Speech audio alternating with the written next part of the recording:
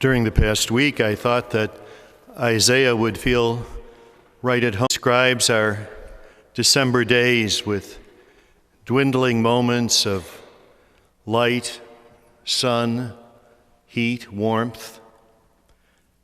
We miss it when the sun is absent. We miss the qualities that it brings. We miss the light and warmth that the sun gives.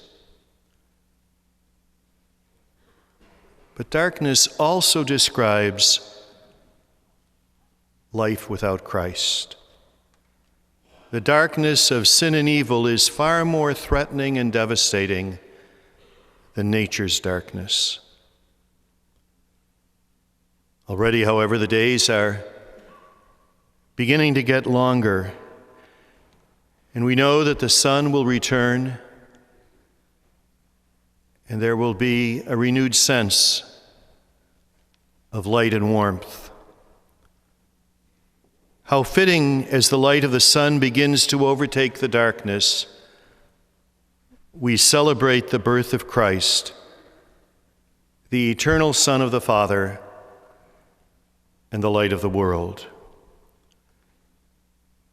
As we listen to the words of the prophet Isaiah that announce the coming of the great light that dispels the darkness, we are comforted with the birth of our Savior. He comes to us as a newborn child, and one day he will proclaim, "I am the light of the world. Whoever follows me will not walk in darkness, but will have the light of life." We, the people who have dwelt in darkness, have seen a great light. Christ, the light, helps us to focus on our origin, our goals, and the true meaning of our present life. Christmas is an event of light. It is the feast of light. In the child of Bethlehem, the light once more shines and dissipates the clouds of sin. The radiance of God's light appears and offers us new hope.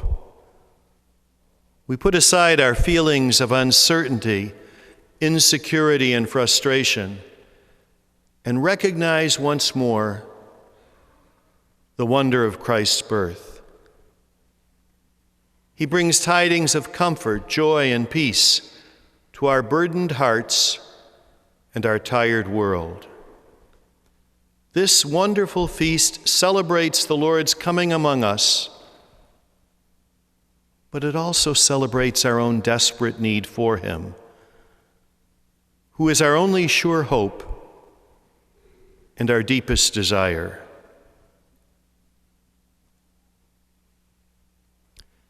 St. Paul, in his epistle to Titus, describes our own time, the time between the birth of Jesus and his second coming at the end of time. Paul exhorts us to reject godless ways and worldly desires, to live temperately, justly, and devoutly. This in-between time is challenging. From time to time, we all need to confront the unique forms of darkness that enter our lives. But the Christmas light of grace brings hope. Like the shepherds in our gospel reading, we keep watch at night, waiting for the Lord to dispel our darkness, confident that in his own good time, he will come to us. We cannot let this blessed hope slip through our hands, so to speak. A conscious effort to cling to Christ is required, lest the darkness overcome us. Today we celebrate the good news of Christ's birth. We celebrate the incarnation, God made flesh. He is like us in all things but sin. This God of ours is not remote and inaccessible. He is very close to us. We can call to him. We can always reach him. He has time for me and for you. So much time that he lay as a man in the crib and remains a man for all eternity. Have you ever stopped to think about what the shepherds found when they followed the angel's message? There was no miraculous or magnificent setting. All they found was a child wrapped in swaddling clothes, one who, like all children, needs a mother's care, a child born in a stable, and he lays not in a cradle, but in a manger. God's sign is the baby in need of help and in poverty. Only in their hearts were the shepherds able to see that this baby fulfilled the promise of the prophet Isaiah. For to us a child is born, to us a son is given, and the government will be upon his shoulder. Exactly the same sign has been given to us. We too are invited by the angel of God through the message in the gospel to find the child lying in the manger and open our hearts to him. As we visit the crib, as we bring our families forward to find the child in the manger,